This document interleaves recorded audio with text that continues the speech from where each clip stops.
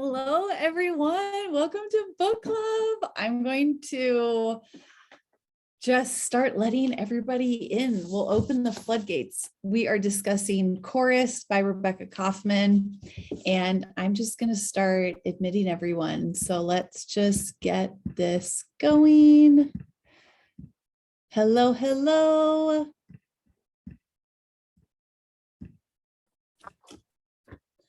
Hope everyone is doing well tonight.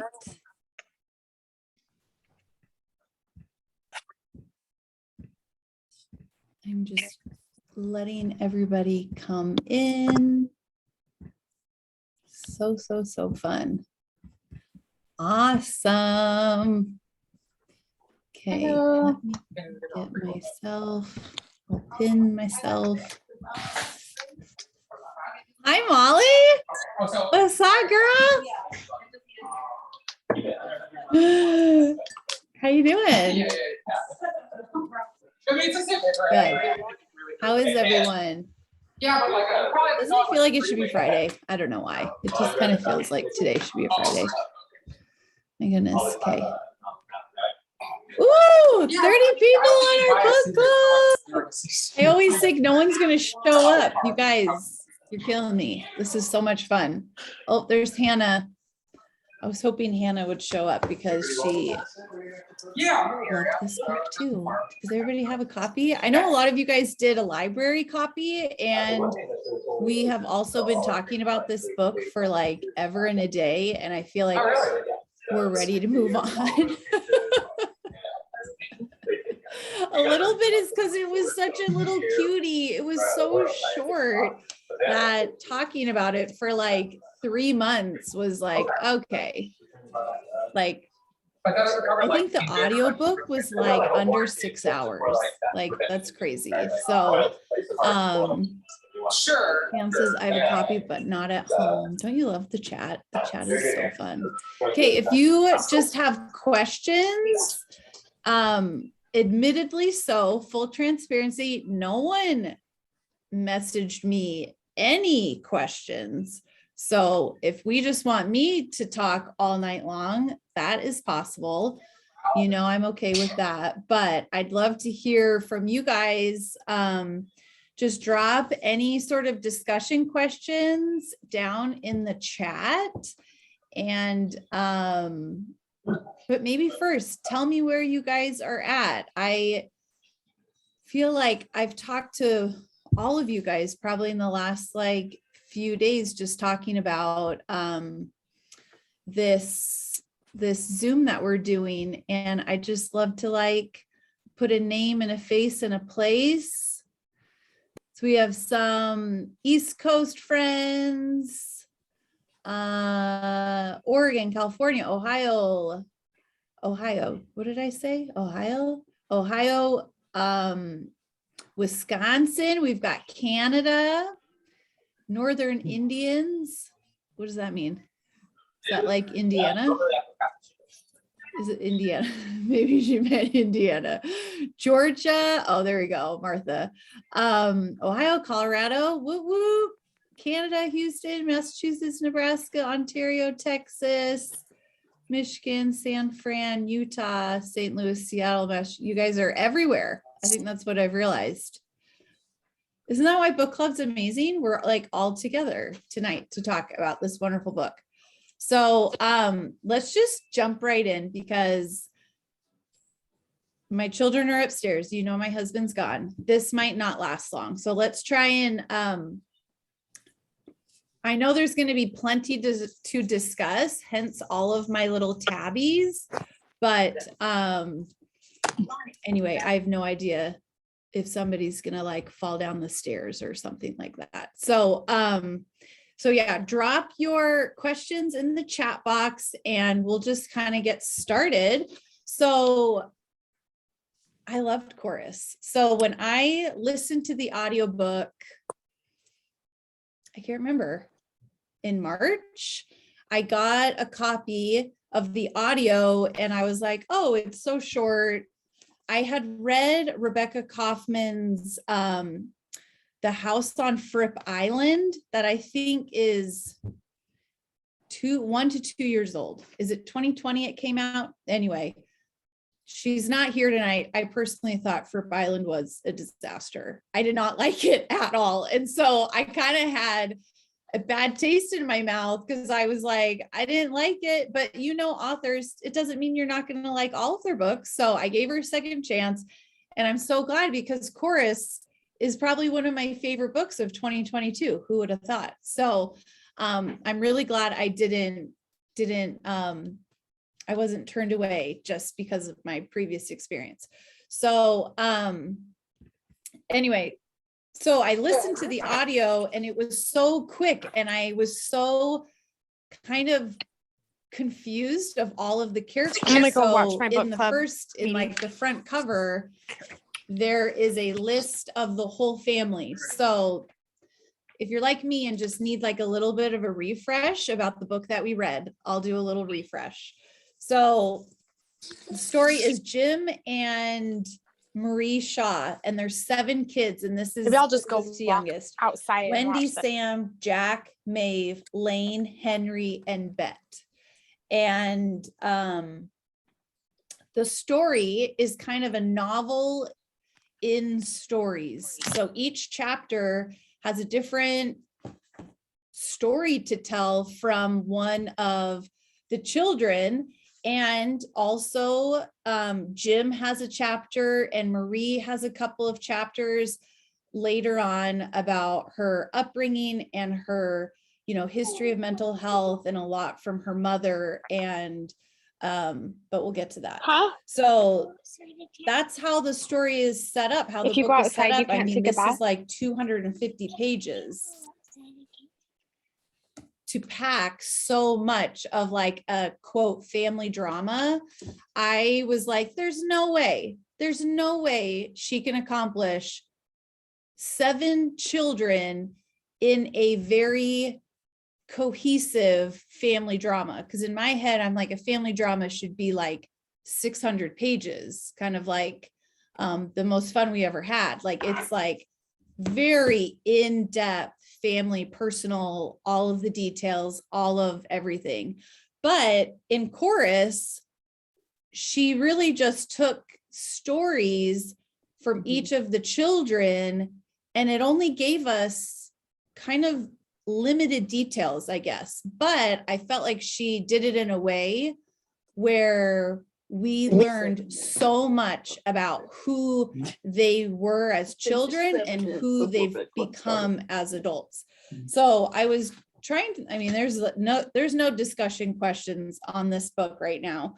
But I did find this review online that I just wanted to read this little part, because I thought it just kind of summed everything up so beautifully. So it says, some readers may question the book's scope, which spans half a century and includes 9 point of views in less than 300 pages. And while the novel's non-linear structure helps one orient to a large cast of characters, it can be initially confusing. However, the characters quickly come to life because of their responses to the unique situations they find themselves in, such as when one character, a widow, finds a dead dog, and the owner and a complete stranger, also widowed, begs her to go to his house to break the news to his daughter. The way the characters behave when faced with this kind of predicament reveals who they are, so they feel fully realized. Even so, it's true the reader will finish the novel with a limited understanding of each character, but like a chorus of voices, it is not the individual voice one seeks, but the sound of the wondrous whole. Isn't that beautiful? That really, it was these little pitch moments that kind of encompass this whole story of these children. And I don't know about you, but I had so many just feelings when I was, reading about these children and their relationships as siblings. And I think as adults, we always kind of think of our siblings as we were children. At least for me, I don't live by any of my siblings. I see them maybe once a year. We don't talk that frequently. And so, but when we do get together, we're like at mom and dad's house again, acting stupid, and you kind of put them in the box of like when you were children, when you were living together. But I at least for me, I'm like, it's interesting to see how all of this kind of transpired for them. And then to get, to the end of the story when they were all back together. Any comments? You guys can unmute. Let's see, Molly. Agreed. I wondered if the author would have anything to say about the title, but that review is perfect. I know. I could not have written it better myself. Any comments? This is book club, guys. I was just curious, did you just listen to it or did you actually read the book as well? Okay. So then I wanted to talk about, mainly, I feel like the big topic and discussion falls with the mother. So Marie was a woman who always struggled with mental health. I'm taking this jacket off. Sorry, it's beautiful. She always struggled with mental health, and it was really interesting to read from like the children, how the older two, so we have Wendy and Sam, who decided that she had taken the wrong pills and that's how she died. And then the middle children, Jack and Maeve, were like, oh, she committed suicide. That's how she died. And then the others were just too young. So they were kind of like, I don't know, like who tells what story, they were so young when it happened. But I think it's just the way that they remember their mother, I just thought was so powerful, that they, that one chapter with, was it Bet who did the little skit, and it just like bombed out. I was like so heartbroken. Was it Bet? I'm trying to remember. Yeah, Bet. And she like prepared, because her mom spent so much time in bed in her, having a hard time in her darkness, that they called it. And they were just so young, and Bet tried to perform this little play, and it just bombed, and their mother's eyes were so empty. And then she told them that she loved them, and just how them as children, they're seeing their mother as like not present, not interacting. She's in bed.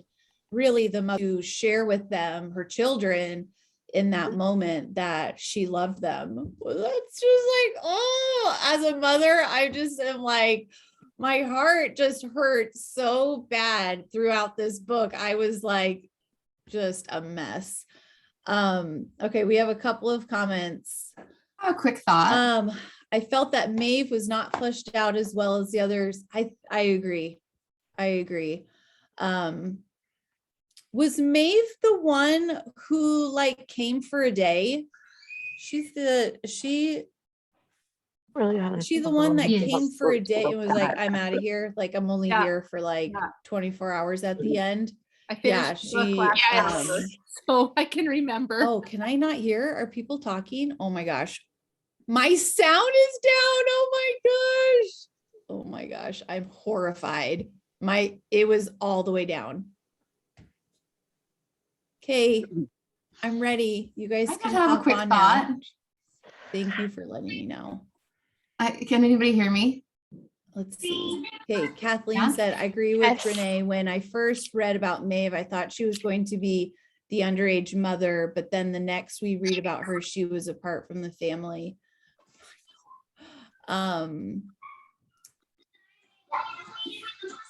So I had a quick thought about the Escapism. mother's storyline that I wanted to share. Okay. I love All right. when an Talk author if you can take- must. Oh, can you hear me? Sorry if I don't want to cut Okay. anybody off. Hang on. I can't hear anything. Why can't I hear? That's so weird. Anyway, I love when an Can't hear author can anything. take a character that Computer. kind of have a, oh, Guys, this okay, is well, maybe I should wait till horrible. Megan can hear.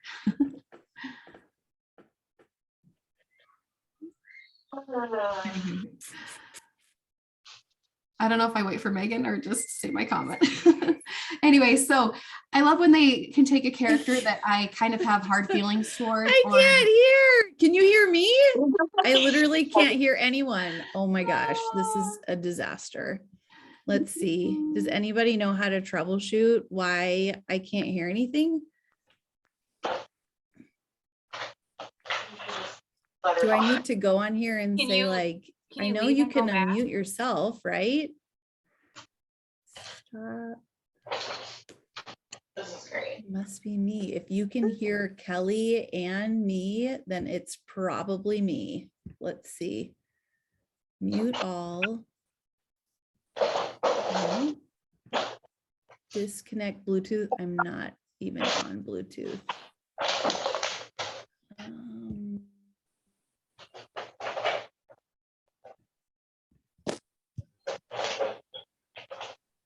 Can you rejoin?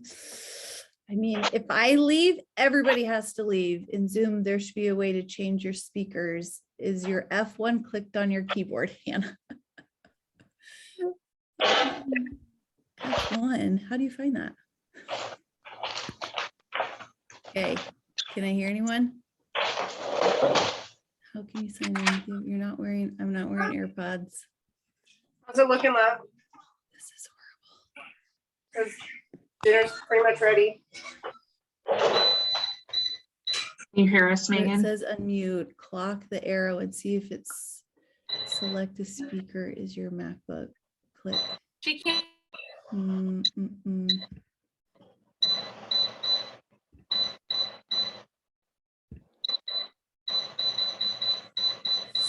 Same as system.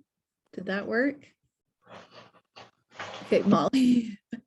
Can you hear us now, Megan? Okay, someone say something. Did it work? Can you hear Molly, us? send in your husband. Can you hear us? Can you hear us?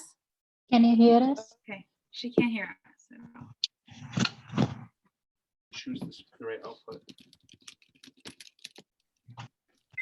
Guys, this is gonna bust our bottom left. Okay, I know. It's showing that it's green though. Like as I'm talking, it will show that it's Select the right green. speaker. Choose the right output. Okay, Can you hear us now? Can you hear us?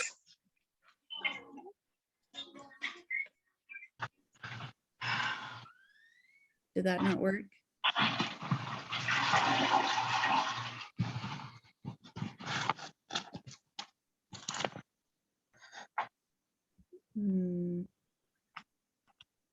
Did not hear that. No, why is it joined by my phone? Oh my gosh, this is horrible.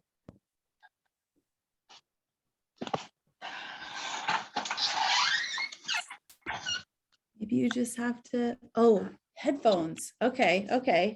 Hang on.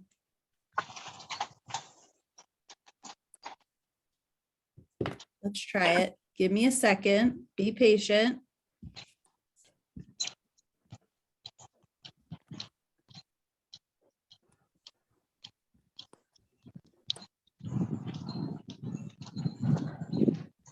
Can you hear us now?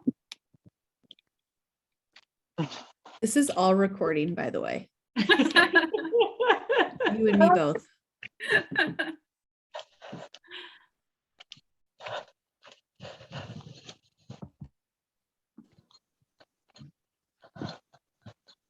Okay. Please say something. It's because I'm connected. Megan, can you hear us now? No. Can you hear us? Are you saying something, Molly? Yes. Ugh. Everyone make sure you're muted unless you're talking. Well, I don't even know what to do, y'all. I guess you can comment in the chat, I guess. Not as fun.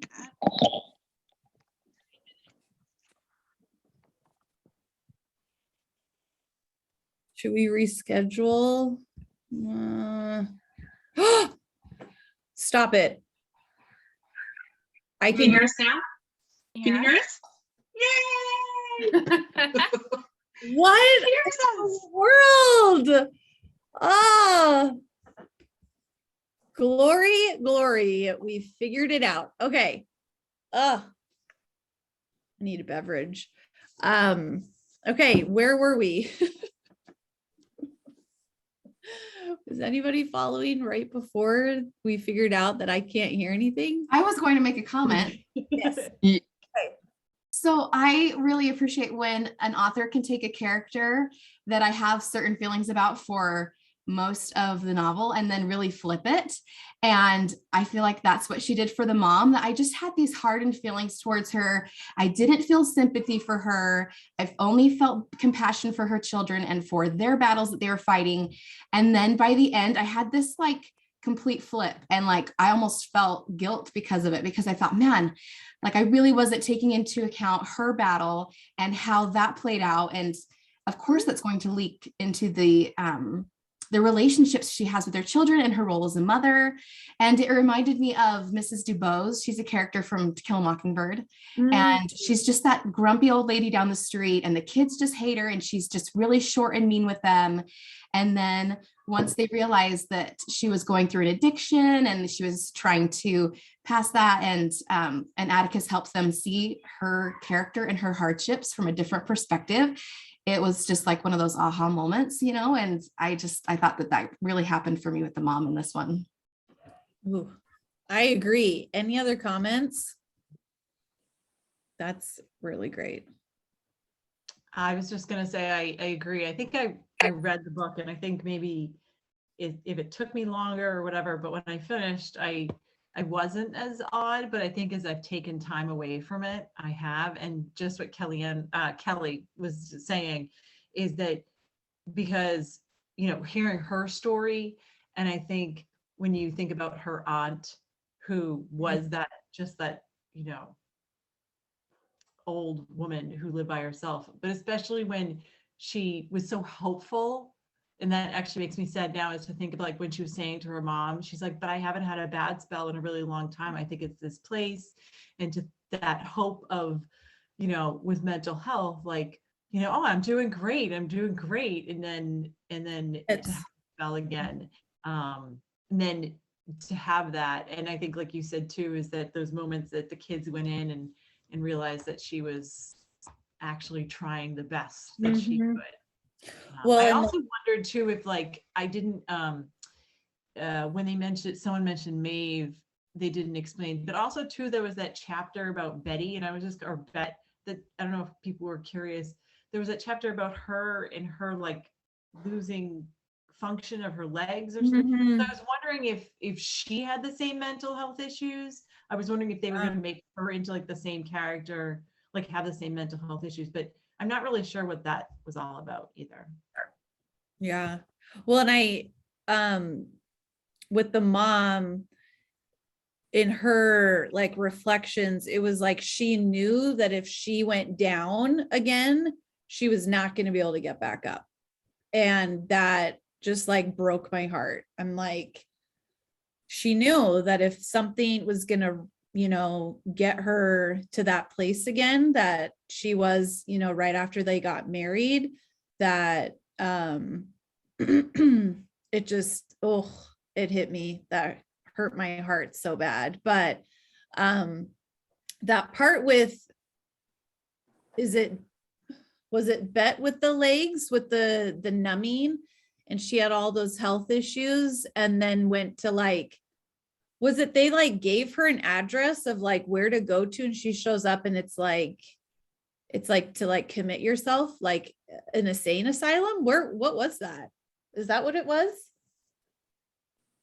It I was think a that mental situation, hospital. Pediatric ward or something? yeah, I think that situation was almost as if she was like thinking there was some type of physical ailment and there wasn't. And finally, her doctor said, there's nothing I can do for you. Go to this doctor, because basically at that point she needed like a mental Mhm. specialist versus a physical specialist, is the way I. And I wonder if she was like, shows up to the psychiatric ward and was like, no, like this isn't what and then didn't it go away? Like all of her health stuff like went away, right? It touches back on that review that you read to us. Yes. It just it was like a snippet of time that showed a lot about her character. And I just think there's so much unresolved things, or things we don't like see the full picture of, but that's how extended family is. Like, you don't know what everyone's going through, and you don't know what your grandmother went through. But they all have these really full lives and all these things that made up who they were. I like it. Should we talk about Jim? I feel like, her husband, the author flipped, right? Yeah, I agree. Are we talking about Beth's husband or Jim, Rena or Renee? It was Beth's husband. Beth's husband. Yeah. Yeah. 'Cause they were at that like, Right. I'm trying to remember. There were so many siblings to keep track of, but they were at that like resort, right? With her daughter. No, am I thinking of a different book? Ray. You're thinking of Henry when he was at the resort with his wife Anne. Okay. Whereas Beth's husband seemed like he was never doing any writing and was That's right. lazy and rich. And then when he passed away, she found all of the letter. Yeah, he's been working. Oh, that one really got me. Oh, it's like that was really sad. That was heartbreaking. I was like, oh, that guy. Bummer.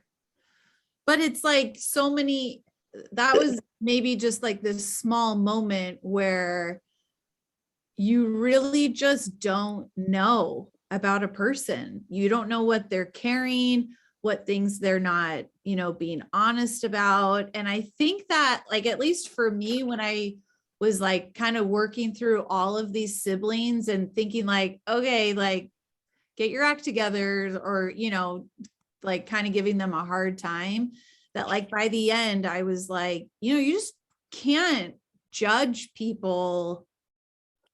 We don't know. We don't know what they're going through, what they're dealing with, what they're like past, childhood trauma. We like joke about that, but like, honestly, we all carry some sort of childhood trauma. And for them, I think their mother's death being so kind of unexplained, not worked through, it was probably like the era that it happened.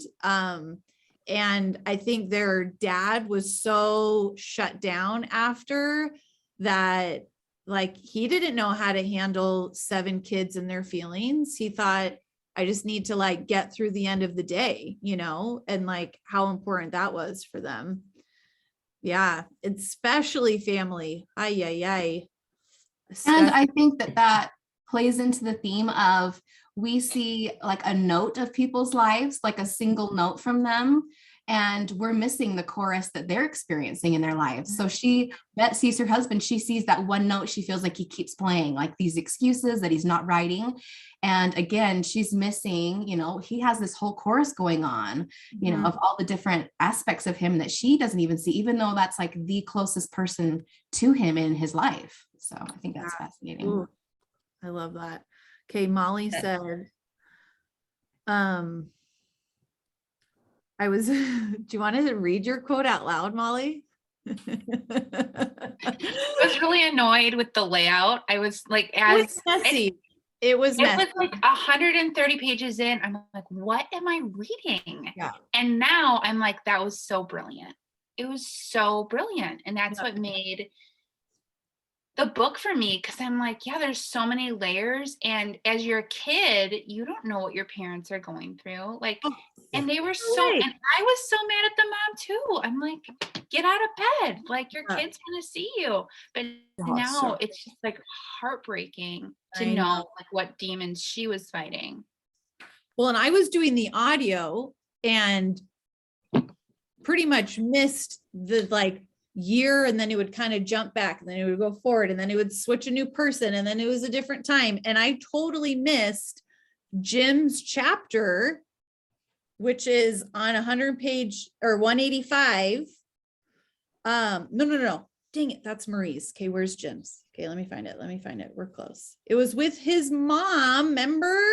Where he told her that lie. Okay, that's about the school chapter. about school. Okay, let me find it. About his friend, about he named the cow. Yeah. So Tito. It was Tito. Yes. Tito. Okay, so it's on 135 called Visitations. And I completely missed Jim. Because I picked this book because of the Olive and June nail polish for my real life book club to like film all of us. And I'm like sitting there, we're like painting nails. And one of the girls in my group was like, I know, in Jim's chapter. And I'm like, what are you talking about? And she's like, oh my gosh. So we like read the whole thing because I after like she had talked about it, I'm like, oh yeah, now I remember. And that's sweet. Like his mom, he's like Tito, and the mom's like, well, go have dinner with them. Like, if you ate, and it just was like, I don't know. It just was so like real mom, real life. And then just, I don't know. I don't know why. It was just so sweet. And I can just see Jim, like, is he did he have a mustache? I feel like I can see the guy. I want to call him Ron Dunn because he's on Parks and Rec, that tall actor with the big mustache. Don't you think Jim had a mustache? I just feel like I think Jim is hotter than that. Okay, Richard Gere, are we going all the way? I love the part where he was in the barn up in the loft listening to his little boys talk. Yeah. I That love part was cute.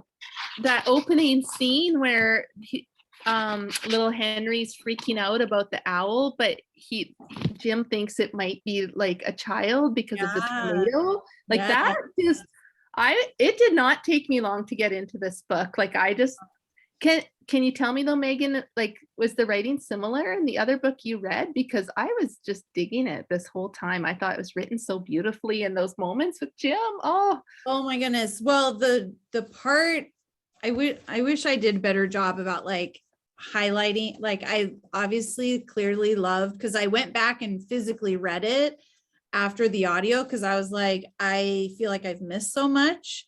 And the part when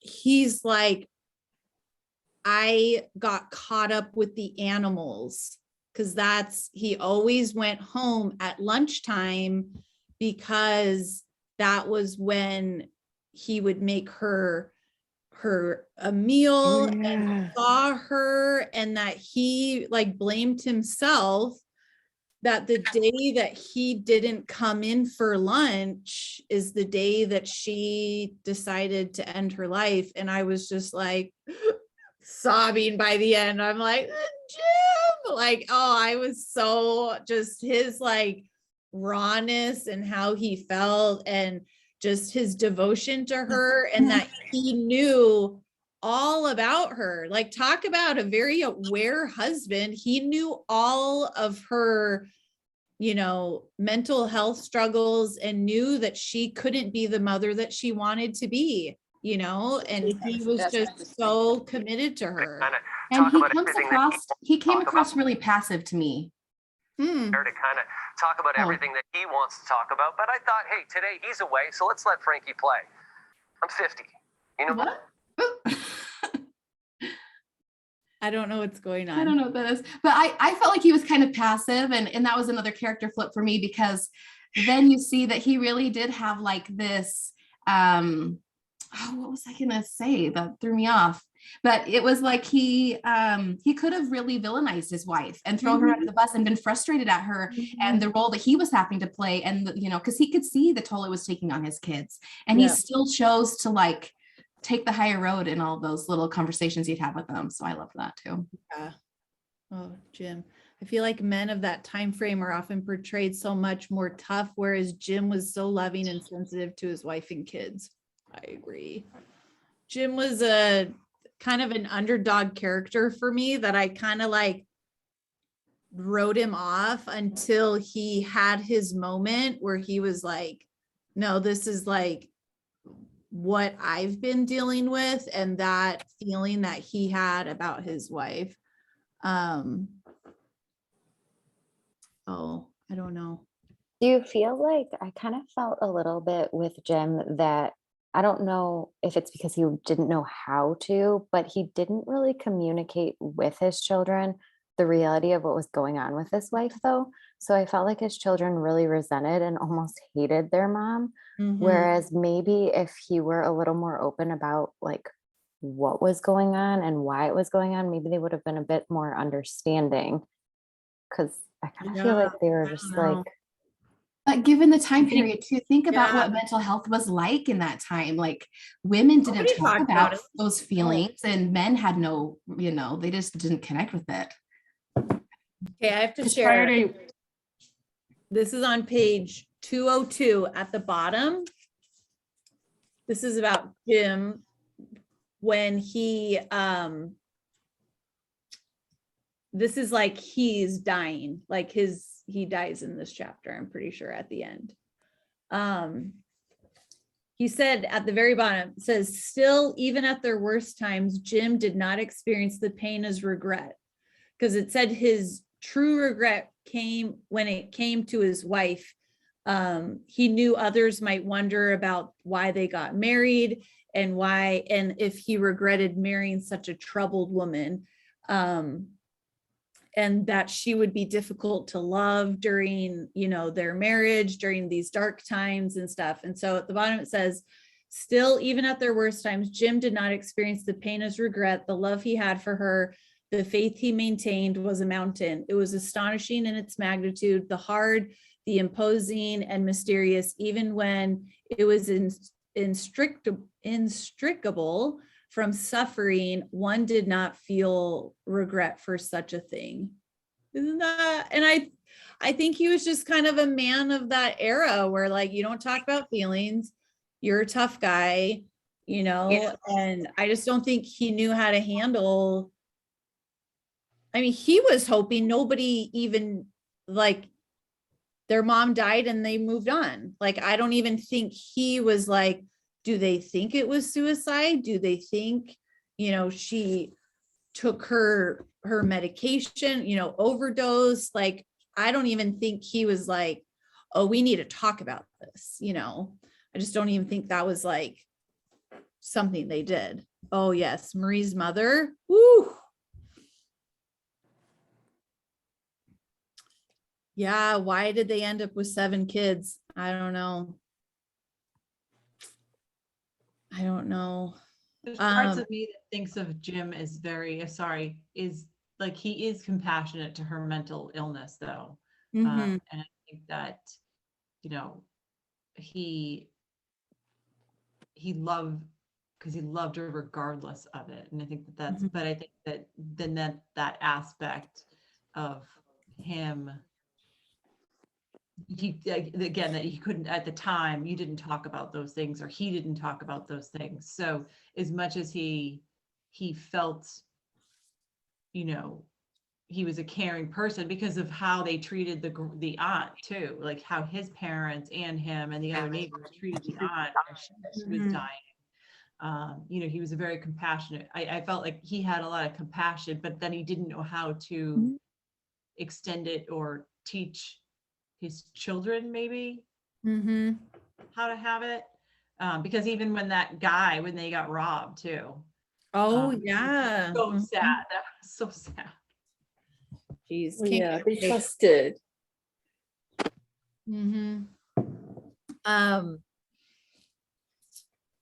Okay, can we, Lane and John, complicate, like you could take every kid and like have a book club about it. Like, I just feel like each was such a character study of like their behavior, how they handled their mom dying, what they were doing in their life, who they married to, you know, their habits, you know, all of these things.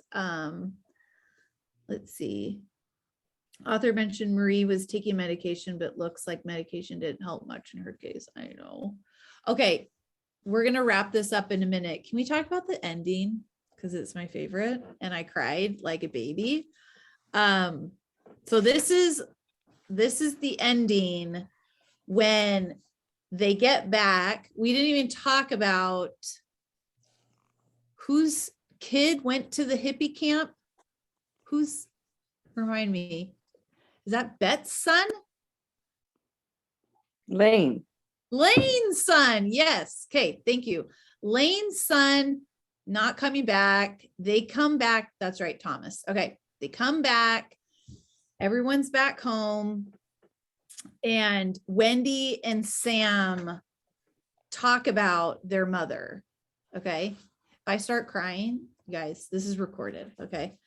So this is at the very end, and Sam's like, I got to talk to Wendy about this because I know that she, you know, saw mom when she, you know, when we found her, and he knows about the note, but he doesn't know that Wendy knows about the note, and Wendy doesn't know that Sam knows about the note. But you're like, a therapy session 20 years ago could have ironed this out, but I know, Sam.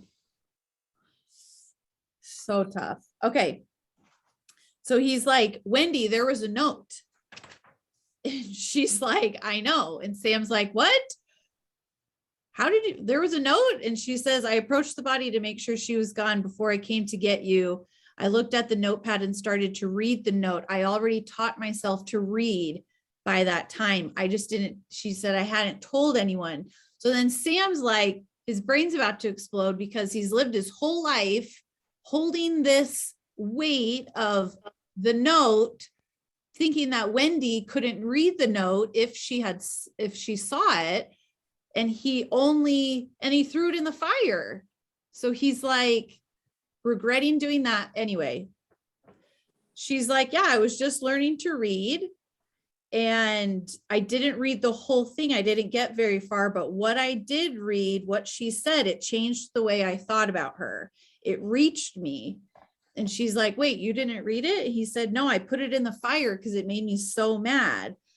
He's like, wait, what are you talking about? What did she say? That part that, you know, moved you? She said that she loved us. And he's like, yeah, I saw that. I saw that part. I read that far. What else? What else? She said, but that's as far as I got. And he's like, no, there has to be more because see, I read the beginning too, and it made me so mad that I couldn't even bring myself to ... So there would be more. The part that reached you, what was that part? She's like, that's as far as I got. And Sam, like, he's like, but I don't understand. He's like, just that she loved us, that meant nothing. Remember how we used to talk about her? Remember how we felt? We hated her when you did too. How could those words so little have possibly meant anything to you? And I'm going to cry because this part is so sad. She said, they didn't feel little to me. And it wasn't only, I was sobbing at book club when I read this in real, like a month ago. It was ridiculous. She said, but it also made me think about her handwriting, how shaky with the pen, how difficult. I realized it must have been for her to write a full page and how long it must have taken her. It had been years since she had written more than 3 or 4 words at a time, and how brave it was for her to write a note at all, knowing how he felt about her. Are you guys okay? Sam goes, but if it meant so much to you, why didn't you say something when you realized I took it? Didn't you want anyone else to see it? She said, no, I wasn't convinced that it was easier to feel what I was feeling. She said, part of me felt like it would be easier to just keep that armor up, easier to let go of someone who left without even saying goodbye to us. I mean, that's like 5 pages from the end. I was a wreck.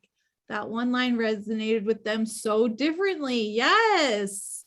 Oh, I was a mess. And then it was like, that was that. Sam got his closure.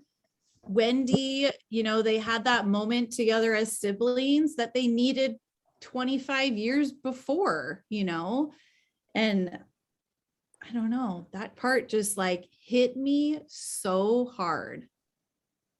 Any comments? Did you grab tissues? Sorry, I didn't mean it. I mean to cry. I love the very last line of the book too, that says they all had their own homes to return to, their own families to care for and contend with, their own set of stories to negotiate, to tell or not tell, to remember or to forget, to honor or dispense with, their own private collections of darkness and light, truths and lies. Our little hearts can only carry so much in one lifetime after all. And even one family, it is so much. It is so much. I felt like that was the story. All of it in one little paragraph.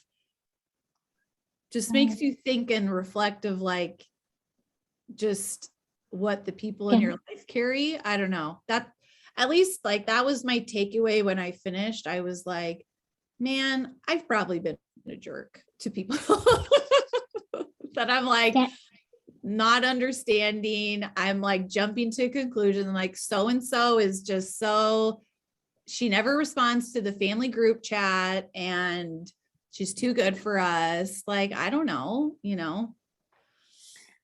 Can I mention one line which I really liked in this book?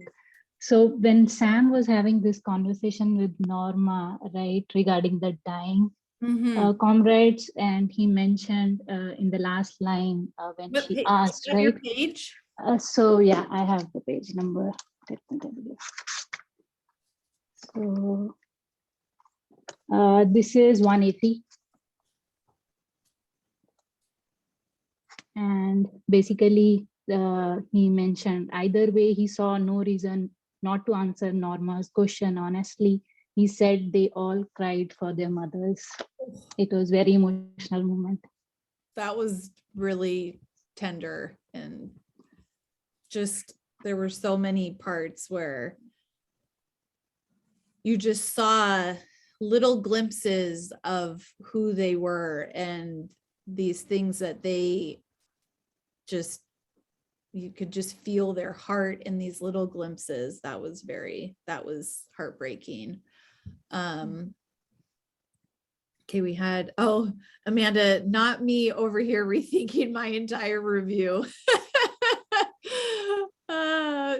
Honestly, sometimes it's through book club that like changes my opinion about a book. And I'm like, I guess I didn't really hate it. I think I liked it or whatever. Or it could be the opposite where you're like, a discussion brings out so much more and you're like, wait, I feel attached to this book. And I think for me, if I'm still thinking about the book and like, it feels like it's resonated deeper than like, you know, some surface level books. Like, even though I hated Vladimir, I think about it all the time.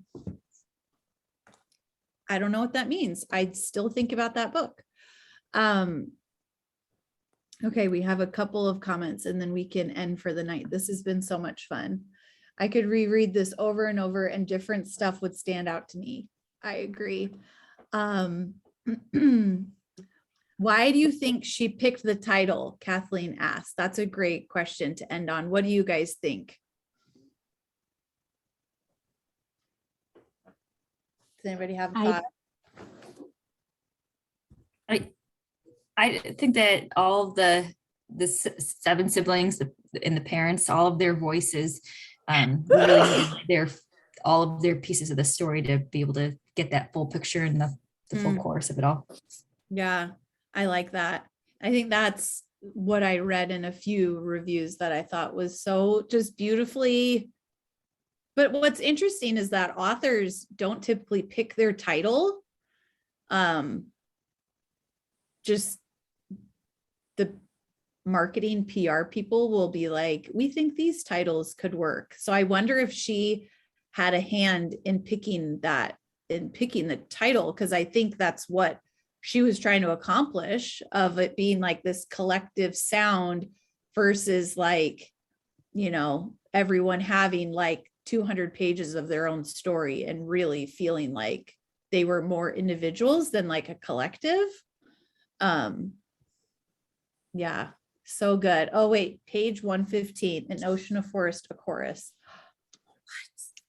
I love it when the title is in the book. Okay. I'm gonna have to look. Oh, here we go. An ocean, a forest, a chorus. It's not even underlined. I missed it. Okay, I'm gonna underline it. Oh, that's beautiful. And then right after, he belonged not because he'd been chosen, but simply because he simply was. That was about Jack. Oof. I was just gonna say too that I'm not sure if the title, like I feel like that you don't know what it's about. So for like from marketing standpoint, like I don't know if this is not as like picked up by a lot of people, because I don't think people know what the connection is. Yeah. Well, I think it just kind of snuck under everybody's radar, honestly. Like I have no idea why I picked up the audio, except it was free and somebody gave it to me. I was like, the cover's so pretty and the audio is only 6 hours. Let's give it a shot while I clean my toilets, you know? So, but then this book that I can't stop talking about. If you listen to just one voice, I like this query, you would not get the full picture chorus. Each voice was important to understanding the nuances of what was going on. I think that's a perfect way to end tonight. I'm so glad you guys could be here with me, and I'm sad that I don't have like our next book club to like announce, because I don't have it, and I'm gonna take off June and July with just life and moving and all of that. So the plan is we will have a book that will be for August, September, and then probably one more for the year, October, November, December. But I'm also kind of thinking this like quarterly may have worked for a lot of people, getting the book from the library. It's been kind of hard because every month I'm like, oh, that would have been a great book to pick. So maybe 2023, we go back to monthly. I don't know. We'll see. Every other month, maybe every other. We just do 6 books a year. Monthly. Maybe we do every other month. I'm not sure. I'm still thinking about it, but quarterly has been hard because I'm like, I want to talk to you guys, and there's so many great books out there. So anyway, thanks for coming. Oh, Jim looks like Jack from This Is Us. No, we'll probably turn it on to do math, but that's it. I'm not clued in on This Is Us. It made me cry. Bryson's going to school tomorrow, so you can watch TV until I and read. Okay. Okay. Have a good night, everyone. Thanks for coming. Bye, everyone. Thank you.